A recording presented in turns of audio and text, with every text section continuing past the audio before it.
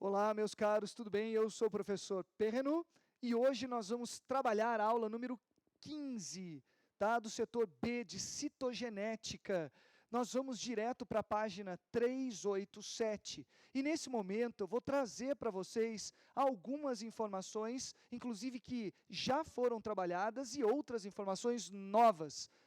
Exatamente envolvendo citoplasma, as organelas, o citoesqueleto e uma região da célula pouco discutida por nós, uma região chamada de centrosomo, uma região onde vai haver a formação, não é, de estruturas proteicas que eu chamo de centríolos. É exatamente a organela, a estrutura chamada de centríolo. Então nós vamos, a partir desse esquema, colocar para vocês aqui algumas estruturas. E eu começo exatamente inserindo aqui a presença de uma carioteca. Portanto, a partir desse momento, você sabe que essa célula que está aqui na lousa é uma célula eucariótica, um excelente exemplo aí para nós. Eu vou colocar para vocês que a carioteca, ela delimita o núcleo, e o material genético agora vai estar completamente envolvido por essa membrana nuclear. Esse material genético eu posso chamar de cromatina.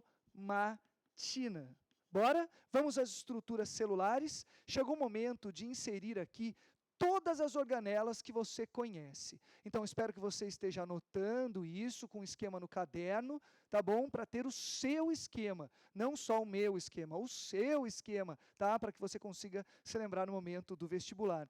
Então, eu quero que você agora pense, visualize as duas organelas não membranosas que eu posso e devo inserir aqui. Ué, mas como assim organela membranosa e não membranosa? Na verdade, nós temos as organelas que são compostas exatamente pela mesma composição da membrana citoplasmática, como a própria mitocôndria, como Golgi, como retículo endoplasmático, como lisossomo, como peroxissomo e tudo mais. Agora, essas são as organelas membranosas, e as não membranosas são aquelas que têm uma composição, por exemplo, proteica. Ué, se a gente pensar no ribossomo, o que é um ribossomo? Na verdade, é uma estrutura, um aglomerado de RNA ribossômico mais proteínas. Tudo bem? O que é um centríolo? O centríolo não é feito a partir do material da membrana. O centríolo, ele é feito de proteínas, 9 trincas de microtúbulos de tubulina, tá? Que é proteína no final das contas. Então, ribossomos e centríolos são duas organelas não membranosas, e é exatamente a partir delas que eu começo o meu esquema aqui na lousa, tá bom? Então, olha só, eu vou colocar de maneira super simples aqui para vocês, para a gente não perder tempo, os ribossomos livres, ok? Então, aqui, ribossomos. Para que serve um ribossomo, moçada? Para que serve um ribossomo? Ribossomo está intimamente relacionado com o processo de síntese proteica. Nós somos basicamente proteínas. Você sabe, se nós pegarmos, sei lá, um humano de 100 quilos e tirarmos toda a água dele, nós vamos ter 30 quilos de massa seca. Veja, 70% é água. Desses 30 quilos que sobram, ok? Nós vamos ter 70% de proteína.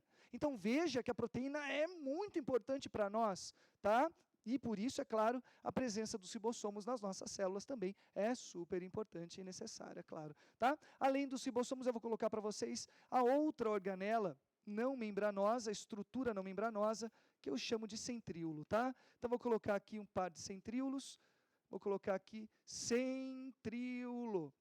Esse centríolo, na verdade, moçada, nós vamos ver daqui a pouco que ele está relacionado diretamente com o processo de batimento de cílios e flagelos. Os centríolos, de alguma forma, contribuem para o processo de divisão celular e tudo isso a gente vai ver, tá bom? Mas agora eu quero outras organelas. Vamos para as organelas membranosas? Bora? Então, olha só. Eu começo inserindo aqui um conjunto de canais membranosos que se espalha pela célula inteira. Esse conjunto de canais membranosos eu chamo de retículo endoplasmático. Está se lembrando? Porque isso é revisão, hein? Tá bom? Olha só, retículo endoplasmático. E você sabe que esse retículo endoplasmático, ele pode ser granuloso e pode ser não granuloso. Ué, qual a diferença então? O retículo endoplasmático granuloso tem ribossomos aderidos à superfície. E o retículo endoplasmático não granuloso, também conhecido como retículo liso, ele não tem esses ribossomos aderidos. E aí eu posso fazer um esquema simples aqui, de continuidade desses canais membranosos, todos amorfos e tal, formando uma rede de comunicação, de distribuição de substâncias pela célula toda. Tá? Então aqui eu tenho um retículo granuloso, e aqui eu tenho um retículo não granuloso. Ué, então vale a pena a gente colocar isso? Sim, porque as funções nós vamos ver nas próximas aulas, ok? Então aqui simplesmente eu coloco granuloso e coloco não granuloso, tá? Nada demais, mais uma informação para vocês. Lembrando que a grande função do retículo, independentemente se ele é granuloso ou não granuloso, se ele é liso ou se ele é rugoso, a grande função é armazenamento, a grande função é o transporte de substâncias pelo interior da célula. Armazenamento e transporte de substâncias para o retículo endoplasmático, independentemente se ele é liso ou rugoso, se ele é granuloso ou não granuloso, tá bom? Bora. Outras organelas importantes, aqui eu coloco para vocês, vou pegar aqui um outro giz, eu coloco para vocês o sistema golgiense. Olha só, que nada mais é do que um conjunto de sáculos empilhados, uma organela supermembranosa, que eu estou tentando mostrar para vocês, realmente essa saída de vesículas do Golgi, tá? Então aqui eu vou colocar simplesmente Golgi. E o Golgi, moçada, está relacionado com um processo chamado de secreção celular. Então o Golgi pode armazenar as proteínas que foram sintetizadas pelo retículo granuloso. Aí ele armazena, empacota e libera. Ou para o meio intracelular, para alguma região da célula, ou para o meio extracelular. E isso também nós vamos ver nas próximas aulas. Segura aí, tá bom? Tem mais? Tem mais. Eu posso colocar para vocês uma mitocôndria em corte, que tal? Uma organela membranosa, mais uma membranosa para nós. Veja, veja, mitocôndria. A mitocôndria vai ser alvo da nossa aula, ok? Que está por vir, uma aula só sobre mitocôndrias e cloroplastos, mas você já tem que saber que a mitocôndria é a nossa organela responsável por um processo vital, por um processo muito importante, um processo de degradação da glicose, para liberação de energia. Moçada, estou falando sobre o processo de respiração celular. Tá? Muito importante para nós e, obviamente, para os outros seres também. Tem mais? Tem mais. Que tal essa organela aqui, ó? Essa organela que pode ter uma característica muito importante. Parece uma vesícula qualquer, não é? Tá? Olha só, uma vesícula, e essa organela membranosa que está aqui, chamada de lisossomo, derivada do Golgi. O lisossomo tem tudo a ver com o processo de digestão intracelular que nós vamos ver também. Outra organela, eu tenho uma organela que é uma vesícula, na verdade, que eu chamo de peroxissomo. Esse peroxissomo está relacionado com processos de desintoxicação, ok? Oxidação de moléculas orgânicas, segura aí, que também vai ser alvo, né, do nosso próximo assunto. Legal? Tudo bem? Veja, eu não vou colocar cloroplasto aqui, que também é uma organela membranosa, exatamente porque ficou com cara de célula animal e tal. Nada demais. Mas o importante, sim, é você se lembrar das organelas membranosas, das estruturas não membranosas e mais do que isso. O título da nossa aula é citoplasma. Moçada, e aqui eu coloquei para vocês uma célula com membrana, com citoplasma e com núcleo. Então, na verdade, quando eu falo em citoplasma, eu falo em tudo que está aqui, dentro da célula, entre a membrana citoplasmática e a membrana nuclear. Isso é o citoplasma. Então, veja, essas organelas presentes no citoplasma, elas estão imersas em um gel que eu chamo de citosol ou hialoplasma. E eu acho que essa é a grande dica desse começo de aula para vocês. Porque saber membrana, citoplasma e núcleo, claro que todo mundo já sabe. Agora, citosol é componente do citoplasma. O citosol faz parte do citoplasma. O citosol é o gel, onde há uma série de reações, como, por exemplo, a glicólise, ok, tanto da fermentação como da respiração celular, é onde vai haver a distribuição de substâncias, tudo bem? Então, é super importante você saber que, claro, entre a membrana citoplasmática, até colocar outra cor aqui para vocês, o branquinho, entre a membrana citoplasmática e a membrana nuclear, nós temos, vou colocar tortinho assim, ok? Nós temos todo o interior da célula, que é o citoplasma. Mas o citoplasma, moçada, nada mais é do que o citosol, que é o gel, o citosol também conhecido como hialoplasma, tá? O citosol, que é o gel, vou colocar entre parênteses aqui, mais todas as organelas. Faz sentido isso para todos vocês? Nada demais. Inclusive, teve uma questão da FUVEST, de 2 anos atrás, de 2018, que eles perguntaram para nós em qual região da célula ocorre o processo de fermentação, tá? É um processo que ocorre no citosol. É um processo, resposta, citosol. Era essa a resposta da primeira fase da FUVEST, ok? De uma questão de biologia. Então, o aluno teria que saber que as organelas estão imersas, estão mergulhadas nessa substância coloidal, olha só, sim, a química explica bem isso, a substância coloidal, que é o citosol, também conhecido como hialoplasma, onde todas as organelas estão inseridas ali e onde acontece um monte de reações químicas importantes para o funcionamento celular. Tá? Ficou claro isso? Você anotou? Vale dar uma lida na apostila, vale dar uma olhada em alguns esquemas do livro-texto, mas essa é a nossa célula pesadona, a célula que você tem que ter, não tem que repetir isso depois, exatamente porque isso vai estar imerso aí, vai estar embutido na sua cabeça, para você sempre se lembrar na hora da prova, tá? E aqui eu mostro para vocês um outro detalhe, agora eu vou para essa parte da aula que mostra um pouquinho sobre um termo que a gente vê, dificilmente a gente vê, que a gente vê pouco, na verdade, moçada, que é o tal do citoesqueleto. Que é isso? Aqui eu coloquei para você uma célula onde eu não evidenciei a presença do citoesqueleto. Mas existe o citoesqueleto aqui, uma célula eucariótica clássica.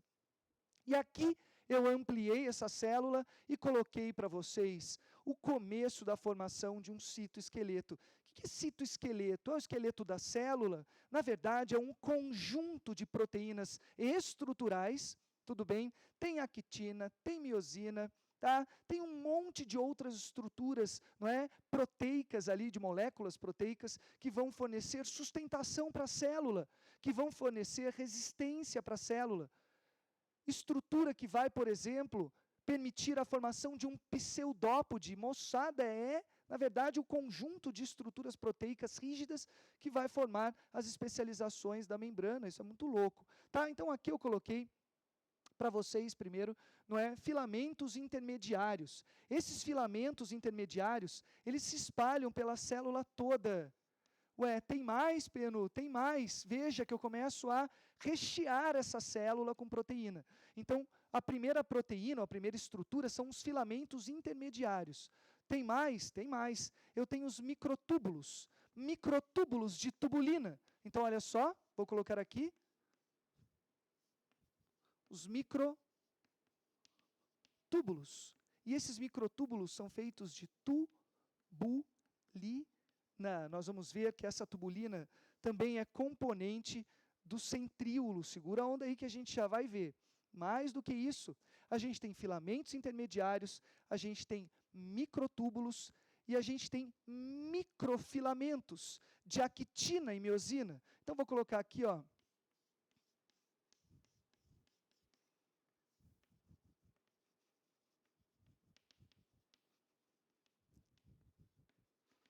Actina e miosina, você se lembra disso?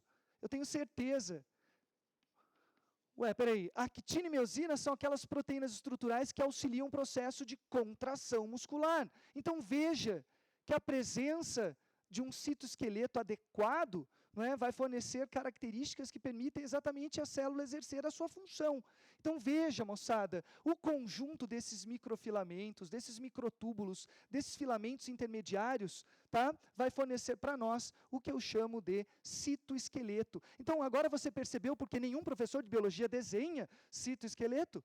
Porque senão não cabe mais nada aqui. Mas saiba você que na vida real, no mundo citoplasmático, no mundo citológico, a gente tem espaço para o citoesqueleto e para todas as outras estruturas celulares, é claro, não é? Tá bom? Então aqui eu quero que você perceba que o citoesqueleto ele está relacionado diretamente com sustentação,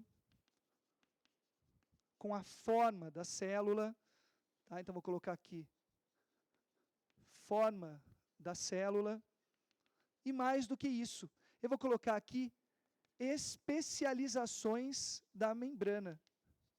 Como assim? Quer ver? Eu vou mostrar para vocês.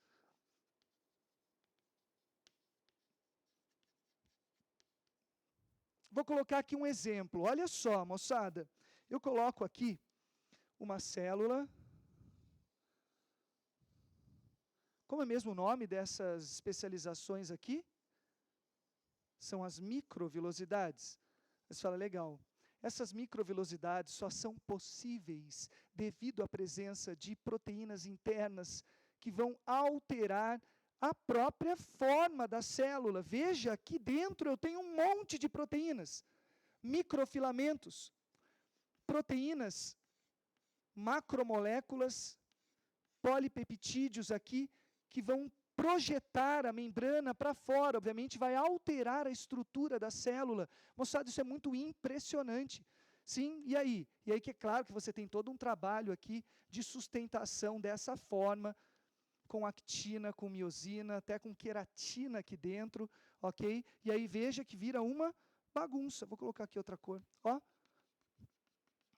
Um emaranhado proteico que vai dar sustentação e forma para a célula. Mais do que isso, lembra dessa especialização? Ó, uma célula, aqui outra célula. Como é mesmo o nome dessa especialização? Peraí, aqui, ó. Onde você tem um monte de proteínas, ó, um monte de proteínas que vão aumentar a adesão entre células vizinhas. São os desmossomos, tá? Então aqui eu tenho, ó, desmossomo, que só é possível exatamente em função da presença desse citoesqueleto, dessas proteínas estruturais que compõem a parte interna da célula. Legal até aqui? Tranquilo, não tem nada demais. Veja que as questões são simples sobre citoesqueleto, não é? Exatamente porque a nossa aula de hoje é uma aula técnica, uma aula pontual para você entender o que está por vir, tá? Então, olha só, eu mostro agora um outro ponto da nossa aula, o nosso terceiro ponto aqui da nossa lousa sobre citoplasma, sobre citoesqueleto. Aí eu coloco uma célula eucariótica, membrana, citoplasma, e o citoplasma é a composição do citosol mais as organelas, tá? Lembra do citosol, do gel, onde as organelas estão mergulhadas? Legal, você fala, beleza. E aqui eu coloquei a carioteca, o material genético, nada demais. Porém, eu evidenciei a presença dessa estrutura, dessa organela, que eu chamo de centríolo. O que eu tenho aqui? Aqui eu tenho um centríolo, olha só. Centríolo. Legal, você fala, beleza. Esse centríolo, na verdade, moçada, é uma estrutura proteica formada por 9 trincas. Olha só, isso aqui é uma trinca. Eu tenho 1, 2, 3, 4, 5, 6, 7, 8, 9. 9 trincas de microtúbulos formam um centríolo. Então, olha só, eu vou colocar aqui uma trinca de microtúbulos. E esses microtúbulos, eles são formados a partir de uma proteína chamada de tubulina, tá? Então, olha só, tubulina, tá? Lembrando que a tubulina é uma proteína estrutural. Então, veja, moçada, eu tenho um arranjo molecular que permite a formação de 9 trincas de microtúbulos. Você fala, nossa, que legal, é um centríolo. Mas para que serve um centríolo? Para que serve um centríolo? Então vamos lá. O centríolo auxilia no batimento de cílios e flagelos. Cílios presentes no epitélio de revestimento das nossas vias aéreas superiores. Não é? Muitas pessoas, não é, com um acúmulo de muco aí, de repente o cílio não está funcionando bem. Ei, nós temos os espermatozoides, que são as nossas células, não é? Os nossos gametas, as nossas células haploides. O gameta masculino precisa chegar até o ovócito, não é? Para que haja fertilização posteriormente. Mas a ideia é que os centríolos consigam auxiliar o processo de movimentação do flagelo, de movimentação do cílio, tá? E tudo isso vai ser super vital, super importante para nós, ok? Além disso, além de estar relacionado diretamente com movimentação de cílios e flagelos, nós temos também os centríolos associados à divisão celular. Eles podem auxiliar o processo de organização, de distribuição das fibras do fuso, o que a princípio é um assunto debatido por pesquisadores. Alguns até dizem que a participação dos centríolos na divisão é uma participação muito pequena. Célula vegetal, digímino e angiosperma não possuem centríolos, células de fungos não possuem centríolos, enfim, e ocorre a divisão com formação de fibra do fuso quase do mesmo jeito, tá bom? Mas mesmo assim, eu vou colocar que o centríolo auxilia na divisão, tá? Então, vamos lá, eu vou colocar aqui as funções diretas, tá bom? Diretamente as funções. Vou colocar batimento de cílio e flagelo, batimento de cílios e flagelos,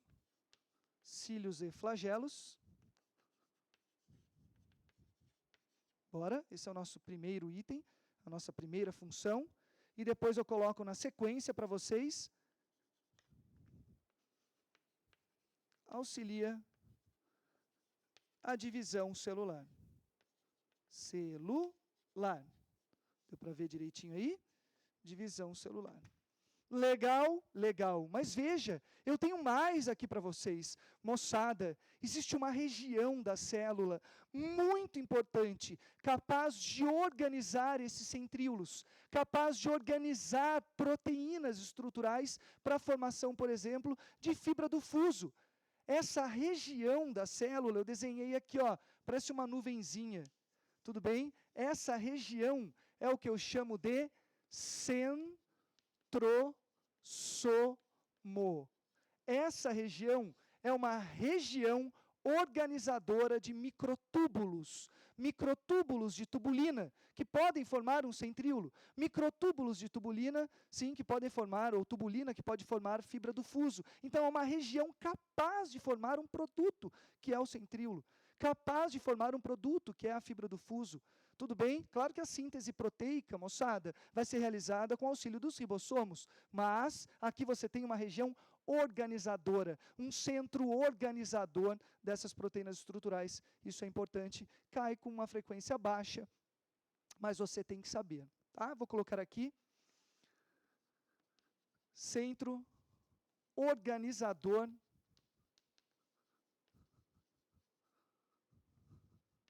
de microtúbulos. Tá?